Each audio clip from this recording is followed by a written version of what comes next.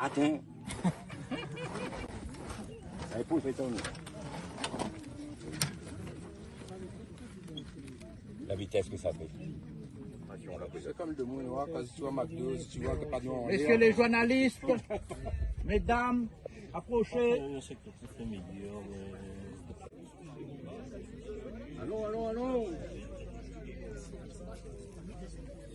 Bon, ça... Non, depuis les années 85, moi j'avais commencé à faire du riz à La Réunion. On est arrivé autour des 40 tonnes d'hectares dans l'ouest. C'est la Soborie qui était importateur de riz, qui était le principal importateur de riz, a passé le prix du kilo de riz est passé à 10 centimes du kilo. Le planteur s'est dit, ben, ça ne veut plus le coup de planter, et on a arrêté. Ces derniers temps, avec les problèmes qui se posent, climatiques, guerre, corona, etc., etc., la Réunion est un caillou dans l'océan Indien, très éloigné. Nous risquons de ne pas avoir du riz demain. Qu'est-ce qu'on va donner à manger à nos enfants et à nos petits-enfants? Déjà, certains pays actuellement se posent la question à savoir comment ils vont avoir du blé et de la farine, etc. C'est un gros problème qui va se présenter à nous et par conséquent, c'est à nous de prendre les devants dans l'alimentation qui nous est chère et qui c'est l'alimentation de base du Réunionnais.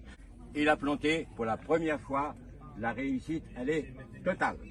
Bien sûr, avec monsieur là de monsieur. La guerre en Ukraine, avec le coût des produits qui arrêtent pas de monter, et donc il pose à nous vraiment, là, tout à l'heure monsieur de la région il parlait à la souveraineté alimentaire, nous l'avons en plein dedans, et donc la Chambre contribue à ce que nous arrive à vulgariser justement ce genre de, je dirais, de culture sur le terrain, avec, à travers des agriculteurs, et aussi des associations comme nous qui portent le projet.